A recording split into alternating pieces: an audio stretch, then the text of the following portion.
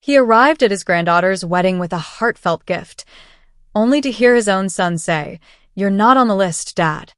But the shocking truth behind that rejection had nothing to do with the wedding, and everything to do with a secret worth millions. Watch until the end, subscribe, and discover how the truth changed everything. The morning my granddaughter got married, I stood outside Stonebridge Cathedral wearing the same charcoal gray suit I had saved for special family occasions. The polished wooden box in my hands held the last gift my late wife and I had prepared together years before she passed away. 5 minutes later, my own son looked me in the eyes and quietly said, "Dad, you're not on the list." At that moment, I believed the worst part of the day was the embarrassment. I had no idea it was only the beginning. My name is Kaylin Voss.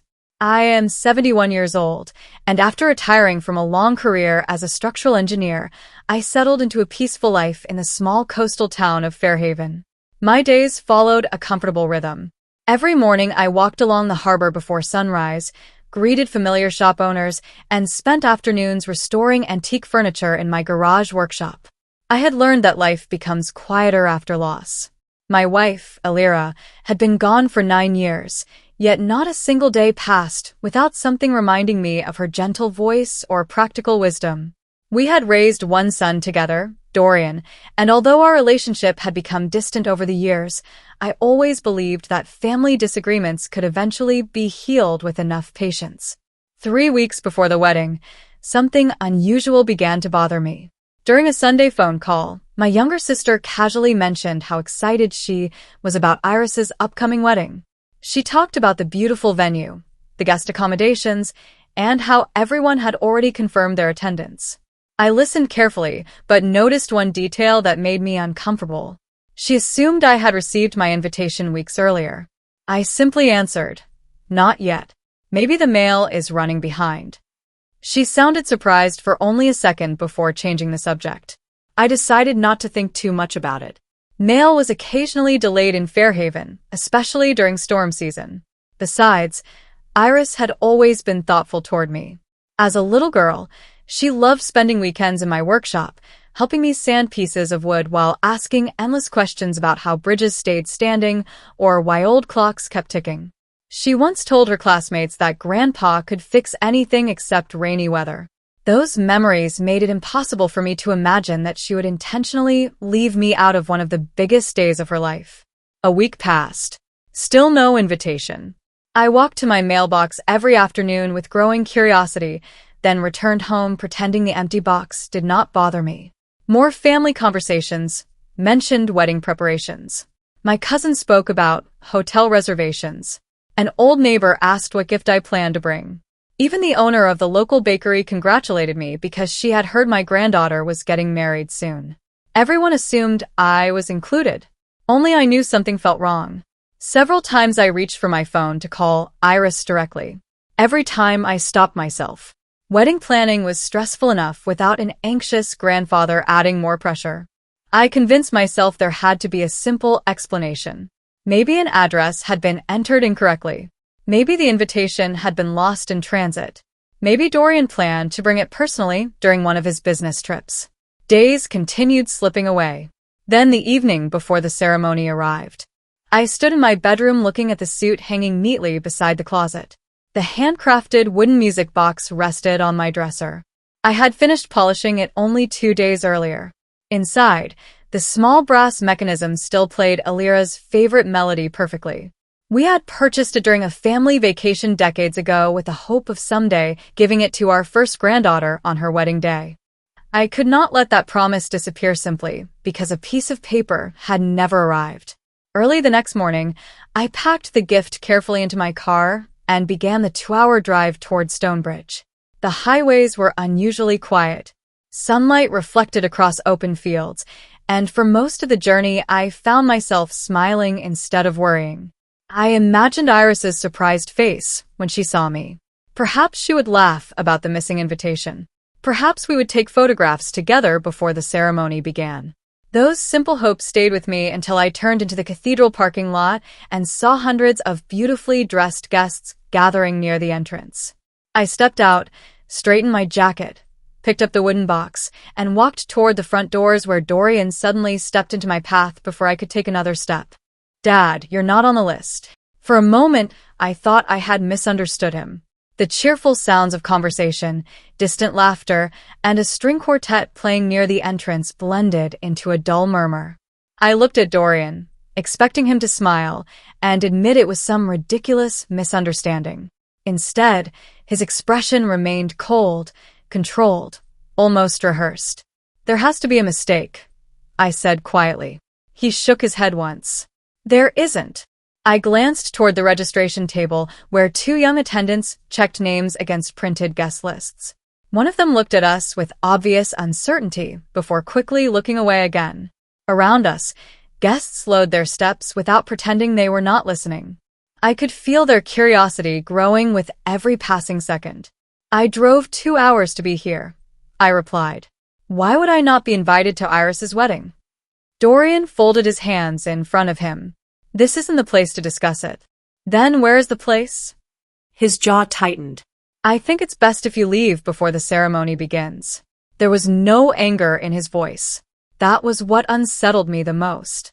He spoke as if he had practiced every sentence beforehand, determined not to lose control no matter what I said. I searched his face for guilt, regret, or even hesitation, but found none. I noticed several relatives standing only a few yards away.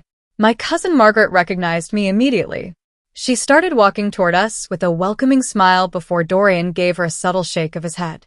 She stopped where she was, visibly confused, then slowly returned to her conversation without asking any questions. Something was deeply wrong. I looked down at the polished wooden music box in my hands. The walnut surface reflected the morning sunlight, reminding me of the evening's Alira, and I had spent preserving it for this exact occasion. For years it had remained wrapped safely inside our attic cabinet because we wanted to present it when Iris began the next chapter of her life. Suddenly, it felt much heavier than it had only minutes earlier. "I brought this for her," I said. Dorian looked at the box but made no effort to accept it. "You can leave it with me. I wanted to give it to her myself." "That isn't possible." His answer came immediately, not after thinking, not reluctantly, immediately. That single detail lingered in my mind. I studied the entrance behind him. Guests continued arriving, smiling as attendants welcomed them inside. I caught a brief glimpse of white flowers decorating the aisle through the open cathedral doors. Somewhere inside, my granddaughter was probably getting ready, completely unaware that I was standing only a few feet away. "Does Iris know I'm here?" I asked. Dorian answered without blinking. "She knows everything she needs to know." The words landed harder than I expected. For the first time that morning, I wondered whether she had actually decided she no longer wanted me in her life. The possibility hurt more than the embarrassment of standing outside in front of strangers. A silence settled between us. Neither of us moved. Neither of us raised our voices. Finally, I extended the music box toward him. "If you're willing to make sure she receives it, then take it." He accepted it carefully. "I will." I nodded once. "I hope she has a beautiful wedding." Without waiting for another response, I turned around and walked back across the stone courtyard. Behind me, I heard conversations resume almost immediately. People always returned to celebration once an uncomfortable moment ended. By the time I reached my car, most guests had already forgotten the elderly man who had quietly been turned away. I sat behind the steering wheel for several minutes before starting the engine.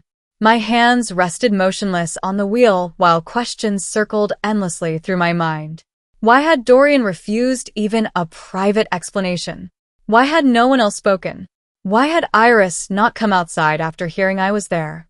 The drive back to Fairhaven felt twice as long as the journey that morning.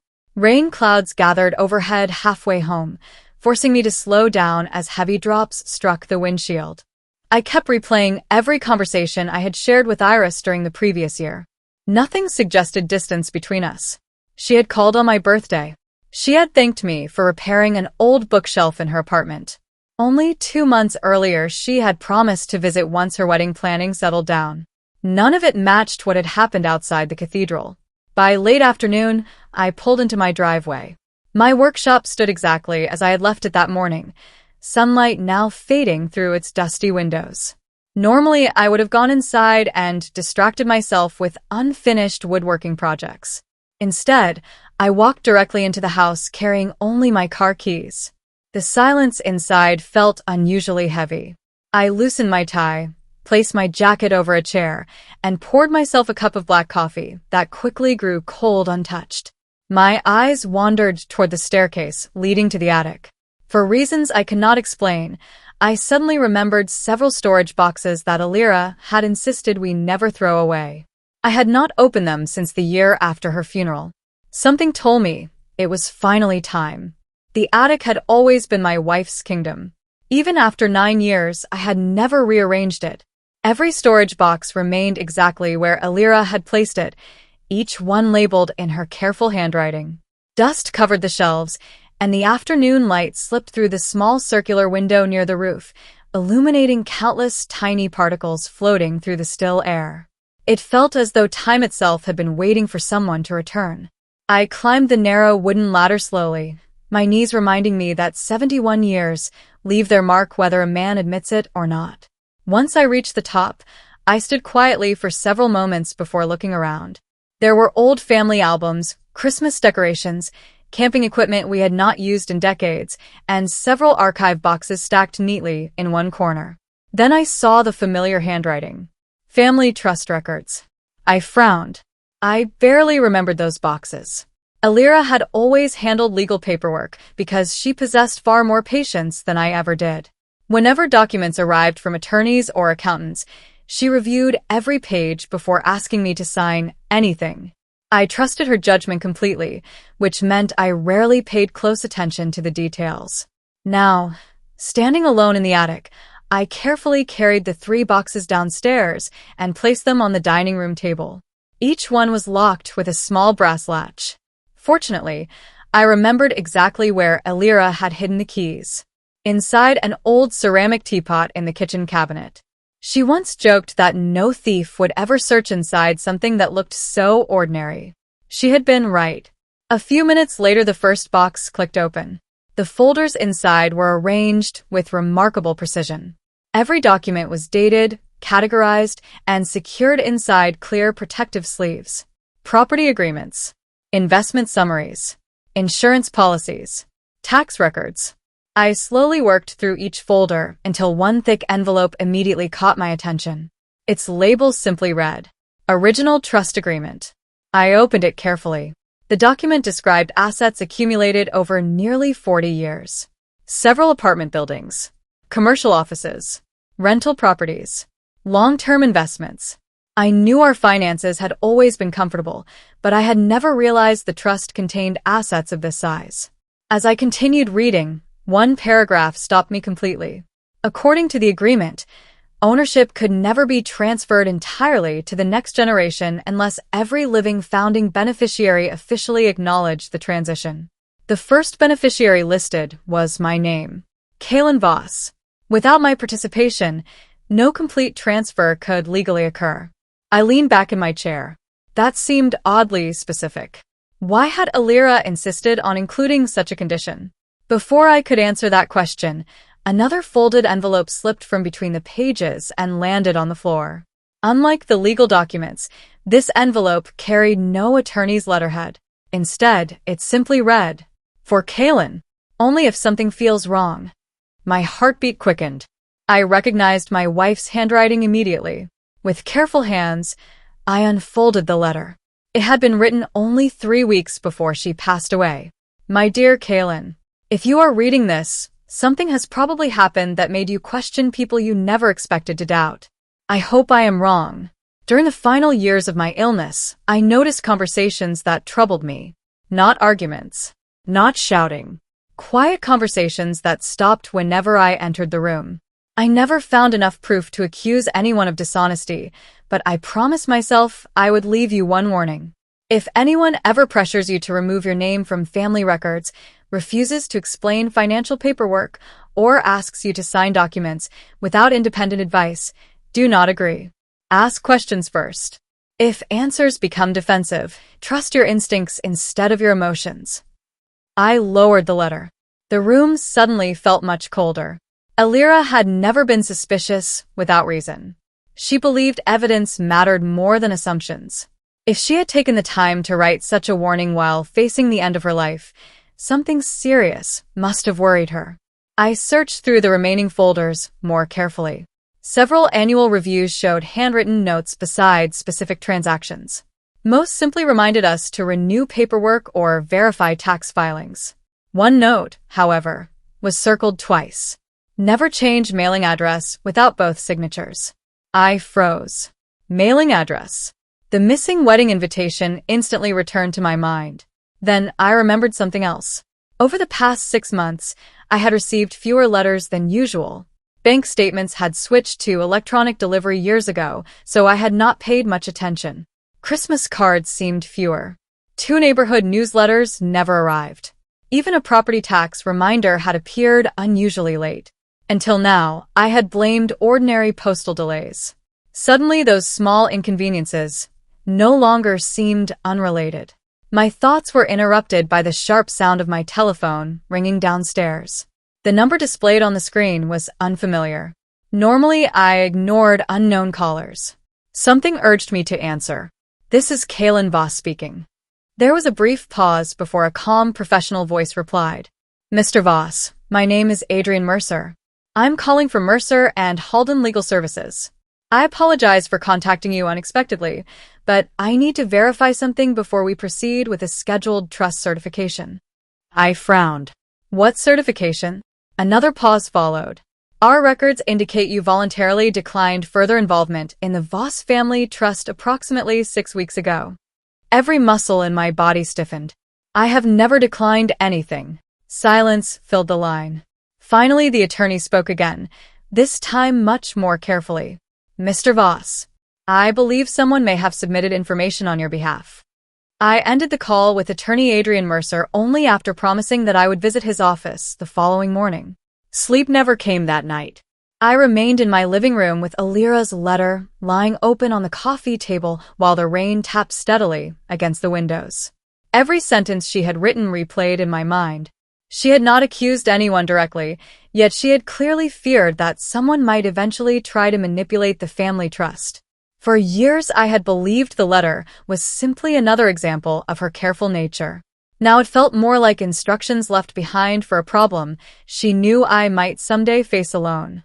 By sunrise, I had already showered, dressed, and started the drive to Brookhaven, where Mercer and Halden occupied the 3rd floor of an old brick office building overlooking the courthouse square. Unlike the polished corporate towers where Dorian usually conducted business, this building carried decades of history. The wooden floors creaked beneath every step, and shelves filled with thick legal books lined the hallways. It immediately reminded me of the places where people solved problems with patience rather than publicity. Adrian Mercer greeted me personally. He appeared to be in his early 60s, with silver hair, rectangular glasses, and the calm confidence of someone who preferred facts over dramatic conclusions. Mr. Voss, he said while shaking my hand, thank you for coming so quickly. I wish the reason were less interesting. So do I. He invited me into a conference room where several folders already waited on the table. Without wasting time, he slid one document toward me. This is the declaration we received 6 weeks ago. I adjusted my glasses and looked at the signature. At first glance, it resembled my handwriting. The longer I stared at it, the more obvious the differences became. The angle of the letters was wrong. The spacing was uneven. Even my middle initial had been written incorrectly. I didn't sign this, I said. I suspected as much. Adrian opened another folder. The problem is that whoever submitted these documents included photocopies of identification records that appeared authentic. Photocopies. Yes. Not originals? Correct. He paused before adding, that is often the first warning sign. My stomach tightened. He continued placing papers in front of me one after another. A request to redirect trust correspondence. A notification claiming I wished to reduce my participation in future administrative meetings. A statement suggesting I preferred all communication to pass through an authorized family representative. That representative was listed as Dorian Voss. I felt as though someone had quietly removed the floor beneath my feet. I never authorized any of this. I believe you. Adrian folded his hands. What concerns me even more is the timing. He opened a calendar. Most of these submissions arrived within the same month that preparations for your granddaughter's wedding accelerated. The connection became impossible to ignore. What exactly would happen if nobody questioned these papers? He answered without hesitation. The remaining trustees would assume you had voluntarily stepped away from direct involvement. Once the final acknowledgement period expired, management authority over several properties could gradually shift without requiring your presence. Ownership. No. He chose his words carefully. Control. That distinction mattered. Ownership could still exist on paper while practical decisions rested in someone else's hands. Maintenance, sales, leasing, investment strategies. Everything could be influenced by whoever controlled daily operations. Adrian reached into another folder. There is something else you should see. He handed me copies of certified mailing receipts. Each one showed official trust correspondence delivered to an address I had never seen before. Apartment 4B, West Ashford Avenue, Brookhaven. I've never lived there. I confirmed that yesterday. So, who has? We're still investigating. I leaned back slowly. The missing wedding invitation suddenly seemed like only one piece of a much larger puzzle. If legal correspondence had also been redirected, someone had invested significant effort into isolating me from important information. This was no accident. It was a plan. As we continued reviewing documents, Adrian excused himself briefly to answer a call outside the conference room. Through the partially open door, I could hear only fragments of the conversation. Yes, she just arrived. I'll bring her in. He deserves to hear it directly. A minute later, he returned with a woman I had not seen in nearly 15 years. For several seconds, neither of us spoke. Then recognition finally settled. Helena Moreau? She smiled gently.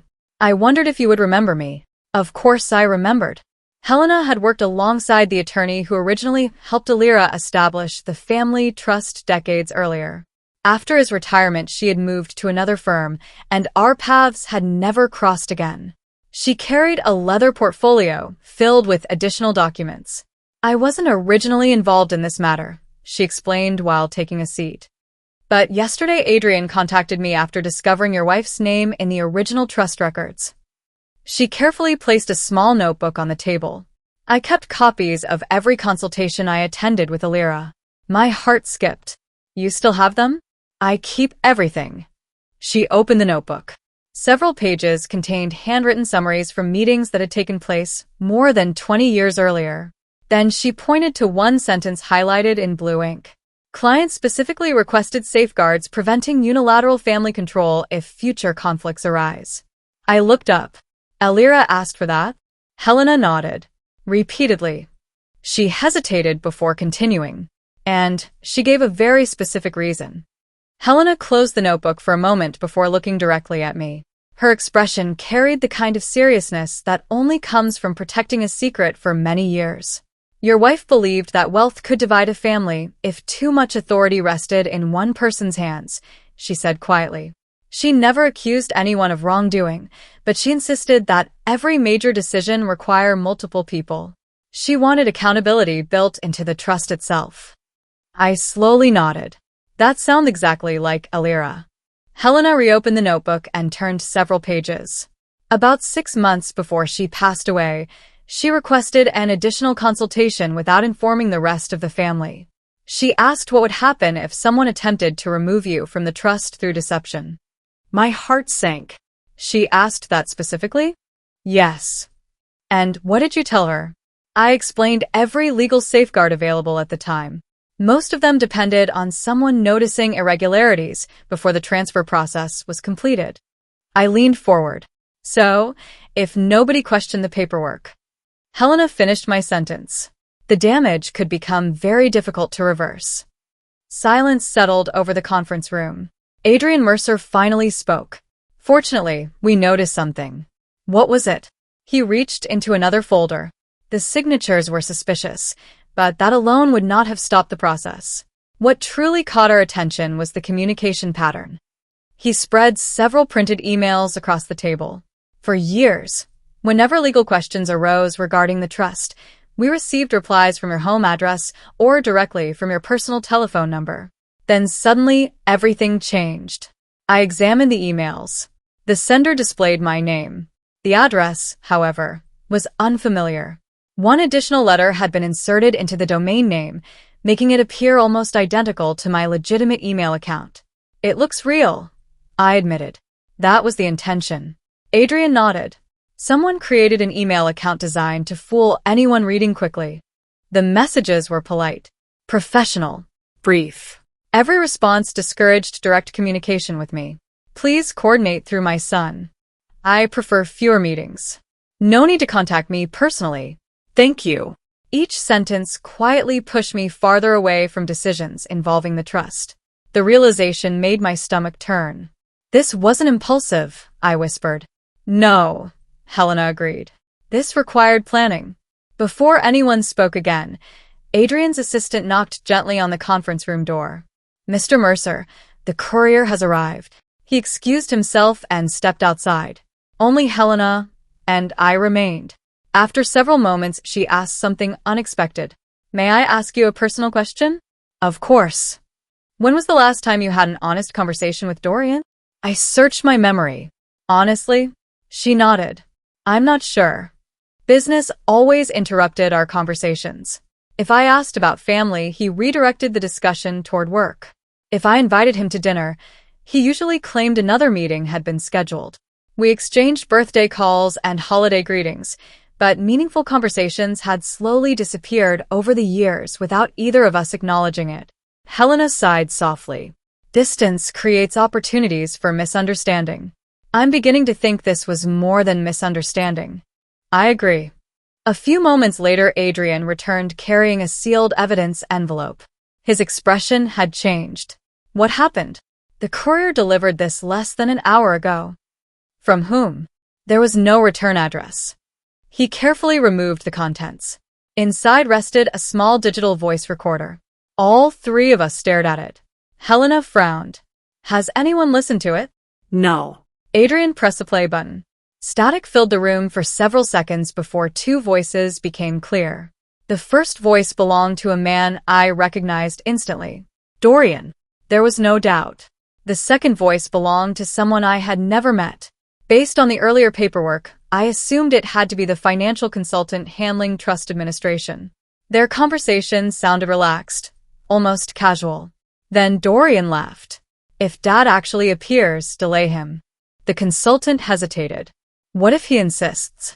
He won't. And if he does? Keep him occupied long enough for the paperwork to move forward. My hands tightened around the edge of the table. The recording continued. The consultant sounded uncertain. This feels risky. Dorian answered without hesitation. Everything has already been arranged. What about the wedding? That's exactly why we're using it. There was a brief pause before he continued. If he believes he wasn't invited, he'll leave quietly. And Iris?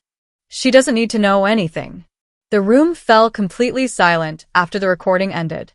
Nobody moved. Nobody spoke. Finally, Adrian reached forward and switched the recorder off. This changes everything. Helena nodded immediately. The forged signatures suggested fraud. She looked at the recorder. This suggests intent. Adrian stood. I'm contacting investigators today. He paused before looking at me. Mr. Voss, I believe your granddaughter has been kept completely unaware of what's happening. For the first time since being turned away from the cathedral, I felt something stronger than confusion. Hope. If Iris had never known, then perhaps I had not lost my granddaughter after all. As Adrian gathered the evidence and prepared to notify the authorities, I quietly folded Alira's letter and placed it back inside my jacket pocket. She had trusted that someday truth would matter more than appearances. Now, after years of silence, that truth was finally beginning to find its way into the light. The investigation moved far more quickly than I expected. Within 48 hours, investigators interviewed everyone connected to the trust administration. They compared signatures, reviewed electronic records, examined mailing histories, and requested access to financial correspondence stretching back nearly 2 years. Adrian Mercer called me every afternoon with careful updates, reminding me not to contact Dorian directly until the authorities completed their initial review. It was difficult advice to follow. A part of me wanted to demand answers immediately. Another part knew that anger would only complicate what facts were already beginning to reveal. 3 weeks later, the annual Voss Foundation Charity Gala arrived. For decades, the gala had been the most prestigious event associated with our family's name. Business executives, city officials, journalists, nonprofit leaders, and longtime partners attended every year. Dorian had spent months preparing a presentation announcing several major expansion projects. Under ordinary circumstances, the evening would have strengthened his already impressive public reputation. Instead, it became the moment everything changed. I chose not to attend. Public humiliation had never interested me. That evening I remained at home, watering the flowers Alira had planted years earlier, when Adrian called. "They've served the notices," he said. I remained silent. There was no dramatic confrontation, he continued. Investigators waited until Dorian finished welcoming the guests. Then they formally presented him with court orders authorizing a financial fraud investigation. What happened? The ballroom became very quiet. I could imagine it. Not shouting. Not panic. Only the uncomfortable silence that appears when respected people suddenly realize they may have admired the wrong person. Over the next several days, events unfolded one after another. The Voss Foundation's board suspended Dorian from all executive responsibilities until the investigation concluded. Several corporate partners paused ongoing projects. Banks temporarily froze administrative authority connected to the disputed trust assets.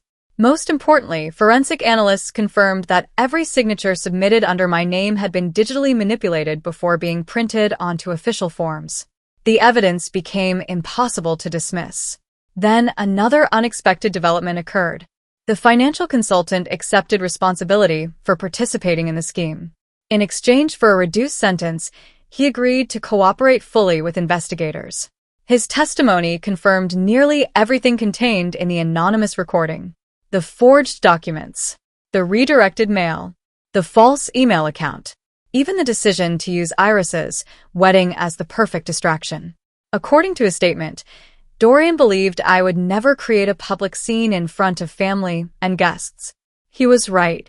What he failed to understand was that quiet people often notice details others overlook. For days after the consultant confessed, someone knocked on my front door. When I opened it, Iris stood on the porch. She looked exhausted. Her wedding ring caught the afternoon sunlight as tears filled her eyes before either of us spoke. "Grandpa." I stepped aside immediately.